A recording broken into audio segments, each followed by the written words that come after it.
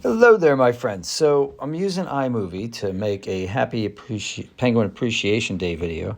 And unfortunately, I uploaded it to YouTube and I got a copyright strike because of the music. I used the music from GarageBand, but I used a template and it was too close to the original loops, must be copyrighted. So what do I want to do here is I want to replace this with another track that I made that probably should or it shouldn't get a copyright strike. So what do I do? Well, my workaround, because for some reason GarageBand and iMovie don't like each other on my phone.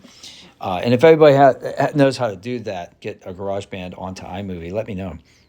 Well, what I do is I upload the GarageBand track to Google Drive. So I open my Google Drive here, and I'm going to pick a different song than this dance music one.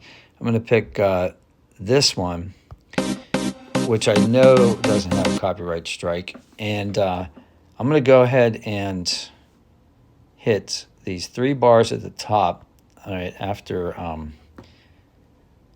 my friend who texts me at the absolute worst time.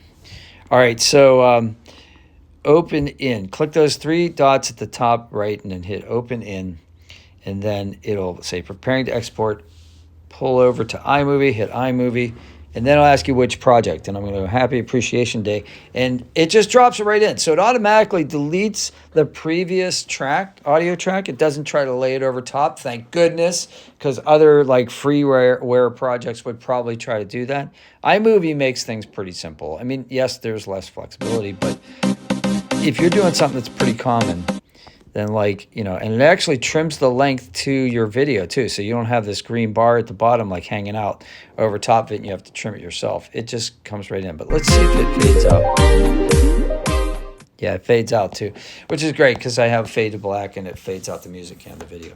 All right, that's it. So now all you got to do is done, and it'll save that file, and it will overwrite the previous file. So if you saved that, if you wanted a copy of the other one, you should have already made a second copy. But anyway, that's another video for another day. So I just showed you how to replace one soundtrack with another soundtrack. I hope this helped you.